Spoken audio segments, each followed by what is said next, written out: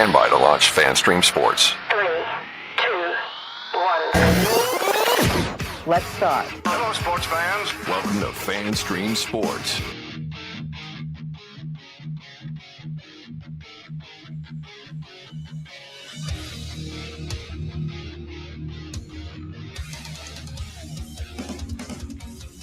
Hello, everybody. Welcome into another edition of From the Rough, America's favorite golf podcast, right here on FanStream Sports. I'm IndyCar Tim. Welcome into a Monday.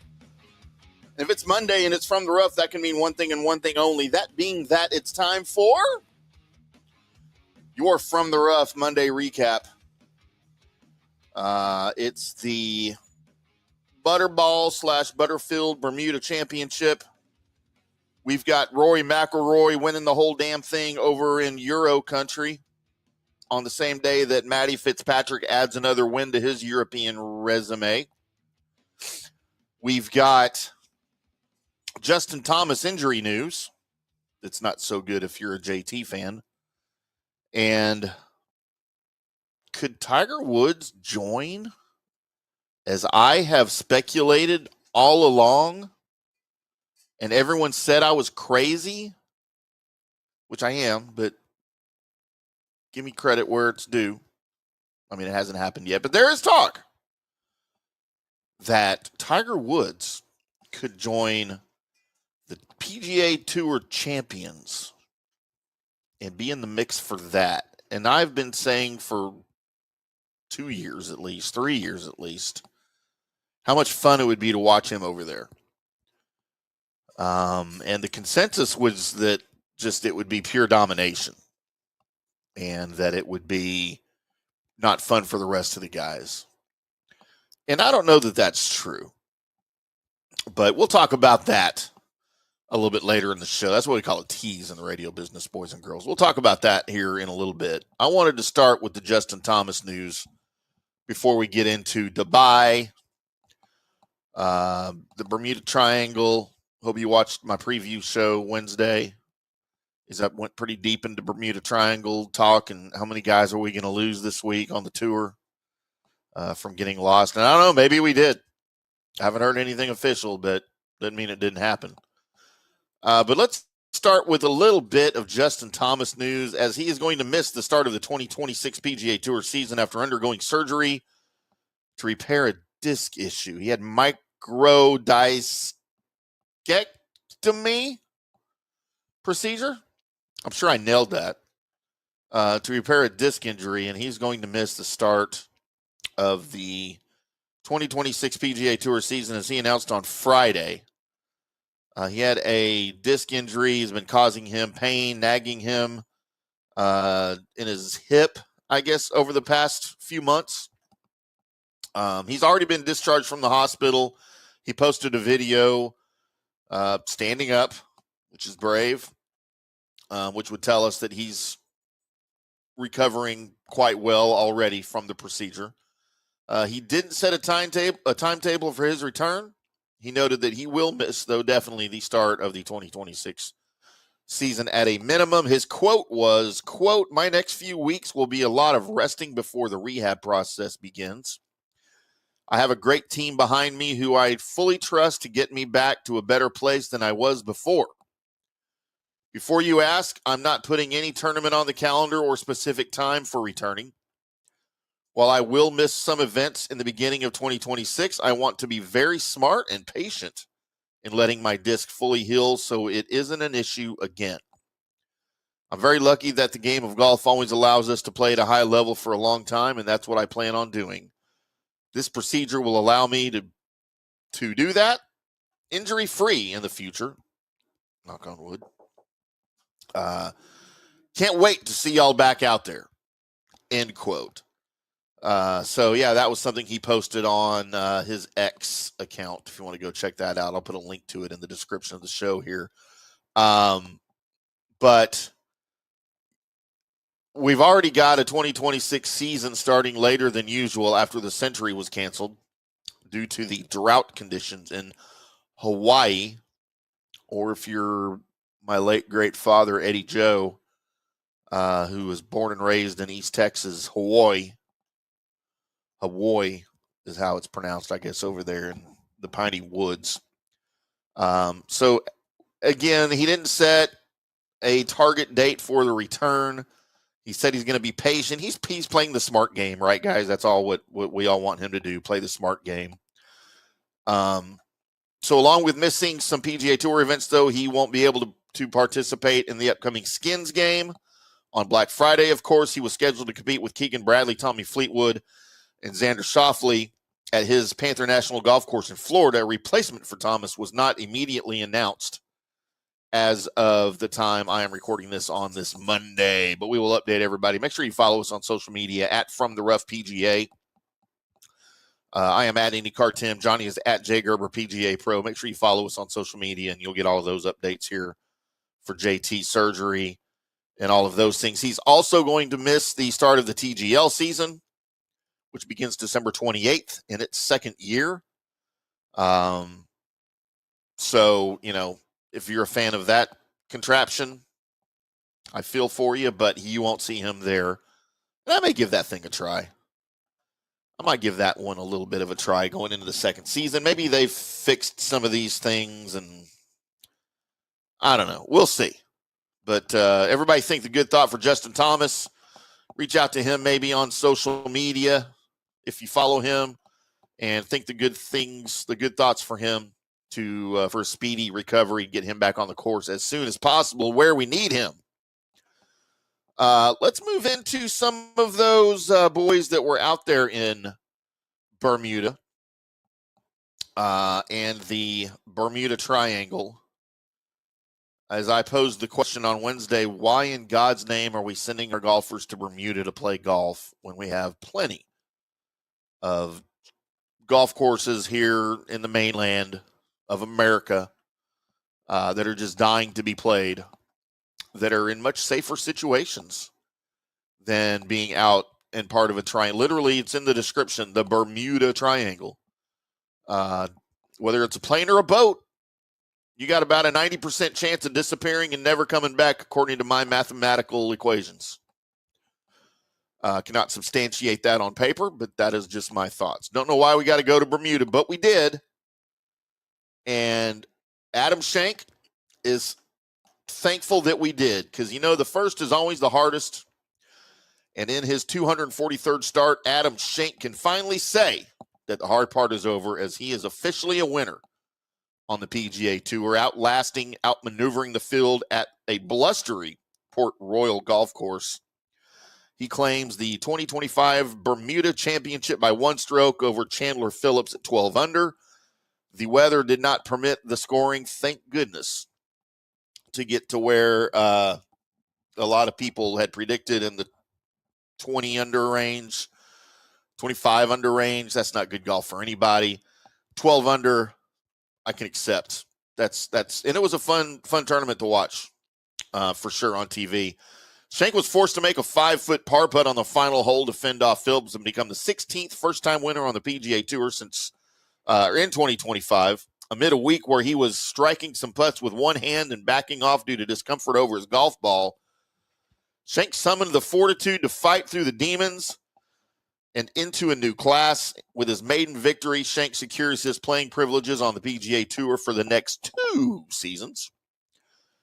He entered the week at number 134 in the FedEx Cup standings, and in major jeopardy of losing his full-time status. He had missed 15 cuts this year, including 8 of his last 14, and was without a top 20 result since the CJ Cup Byron Nelson back in May, right here in my backyard. But wipe all of that off now. No more concerns.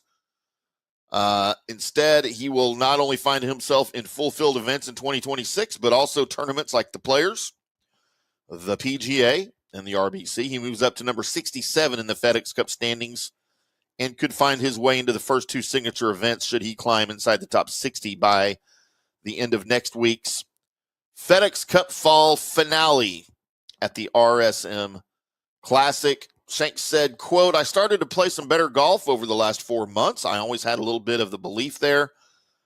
I've been working really, really hard. I have so many people to thank. I wish my family could be here. Of course, I win out of the country and my wife can't be here," end quote.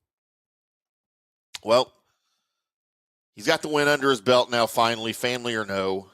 No doubt he was greeted appropriately by the family when he got home. And nothing was easy about Sunday for him out in Bermuda. Tee times were moved up due to weather conditions.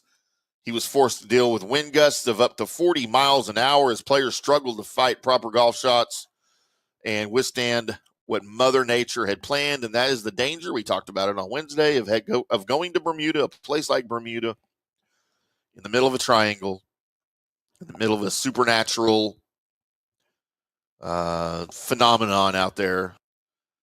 But you make them play through it. I'm glad they did not suspend play for wind and stuff. If you're going to make them, and I said this Wednesday, if you're going to go out there and make them play out in Bermuda, they have to play the conditions. If it's 60-mile-an-hour freaking winds, then that's what you signed up for.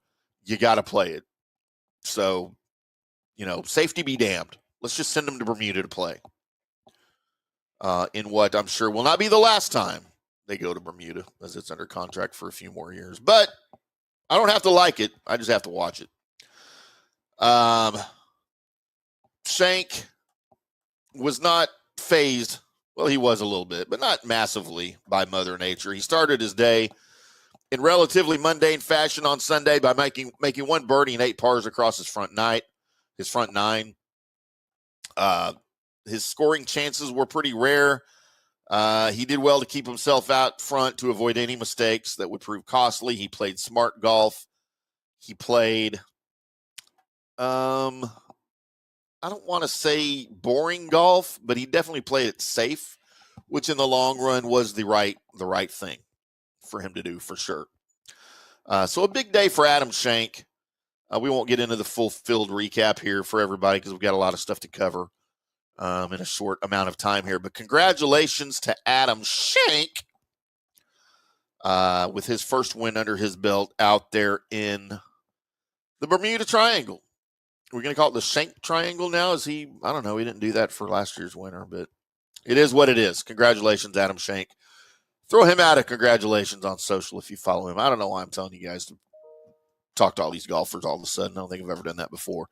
But it might be fun. Maybe they'll reach back out to you. You never know. So now let's talk some Tiger Woods. Let's talk some PGA Tour champions. Let's talk about if the senior circuit is ready for golf's biggest star, should he decide to play on that. As Tiger Woods turns 50 at the end of the year, making him eligible to join PGA Tour Champions for the first time. He hasn't played competitive golf since the 2024 Open amid a variety of injuries. But that doesn't mean the golf world has slowed down in trying to pinpoint his next appearance. In fact, there's a legitimate possibility the next time we see Tiger Woods playing competitive golf is on the PGA Tour Champions and not the PGA Tour, the tour he's dominated since his youth. That was a long time ago, though, guys. If you're old like me, it doesn't seem like that long ago, but it is. Trust me. Woods turns 50 on December 30th, making him eligible for the PGA Tour Champions. PGA Tour Champions President Miller Brady told Golf Channel, quote, "Yes, we're ready. We're well prepared. We've done some whiteboarding over the past year in preparation for Tiger turning 50, and if he plays, our tournaments are prepared. It's going to be more. It's going to take more security, buses, portalets, concession stands. All of that is taken into account when we plan for that," end quote. And Miller Brady, you're damn right.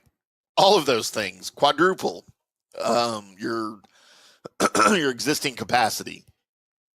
And, if you guys are my age, the Champions Tour has, and I still refer to it sometimes as the Senior Tour because that's what it was for years. It holds a special place in my heart because of the guys that were on it. Those are the guys when I was a teenage high school golfer with aspirations of playing golf no farther than high school. That was my goal, just to get through high school playing golf. And I reached my goal, which is a lesson for all of you guys don't set such lofty goals to play collegiately or to make the tour. No, because you're probably not going to do that. My goal was to finish high school. I finished high school as our B player. Wasn't even our A player. But I'll take it. I had fun. But I grew up in my competitive years watching those guys. A lot of those guys play golf on the PGA Tour. And just to watch them still on TV when I can, or to visit them out here at Frisco when they were here, it's a really cool thing for a guy that's just full of nostalgia like me.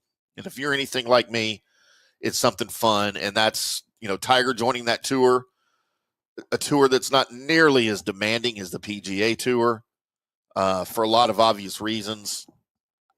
To me, the thought of Tiger playing on that tour just invokes excitement and anticipation, really.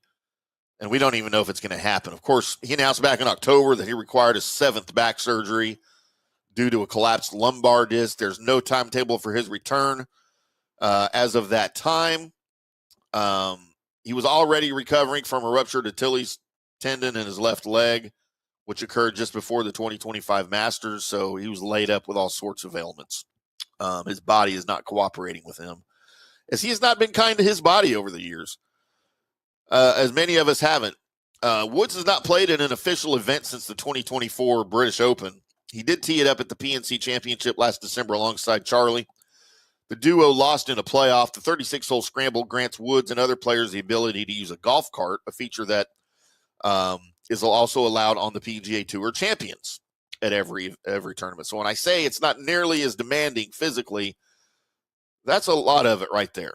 Woods just has an issue getting around on his feet, as a lot of us do that are 50 plus.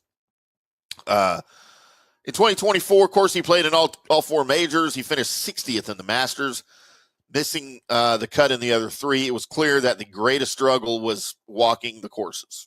That was apparent to everyone watching. Of course, that stems from the 2021 car crash, which required emergency surgery to repair multiple breaks in his legs.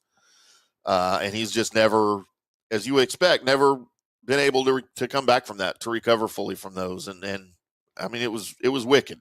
It was wicked. And the fact that it's 54 holes and not 72. Don't come at me with your stupid live golf comparisons. You guys are 50 plus years old.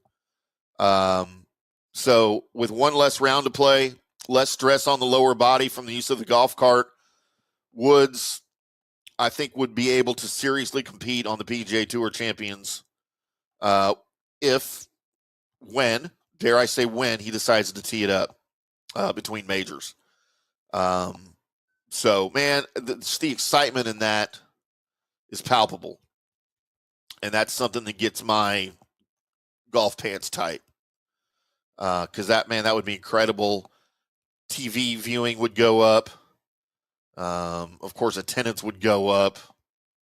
Just as Miller Brady mentioned, they got to prepare in advance for something like that. And just as he changed the PGA Tour when he came on board, he's going to change a lot of the Champions Tour as well, if that time comes. And just let's hope that time comes. I would love nothing more than to see that. No lie. No lie at all.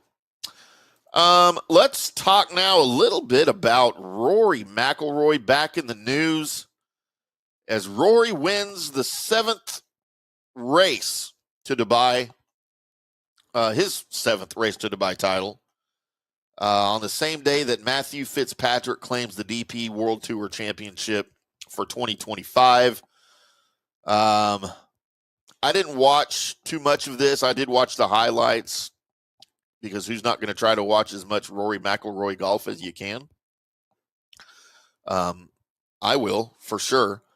It was historic. It was historic for Matty because he tags on another win. But it is Rory McIlroy's 7th race to Dubai title. It's his 4th straight season-long crown in Europe. It pulls him into 2nd all-time, only behind Mrs. Doubtfire, Colin Montgomery, who has 8. Rory almost added even more hardware to his trophy case by pulling off the double and winning the event.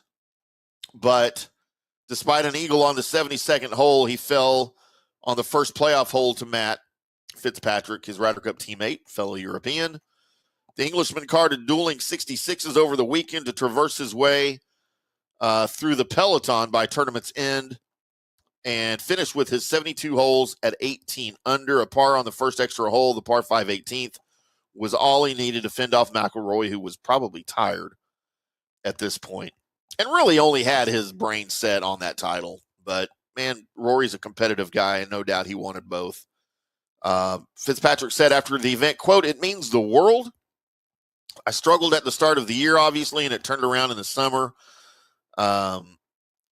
Just before the Ryder Cup, he mentioned the Ryder Cup in particular. He said I feel like it's hard to top given everything. The Ryder Cup win, obviously, is hard to top given everything. But the way he played over the weekend, says he feels like he really didn't hit one bad shot all day on Sunday. He said, I'm proud of myself, the effort that everyone puts in behind the scenes, and oh, what a feeling." End quote. I guess he's doing a Toyota commercial there. If you know, you know.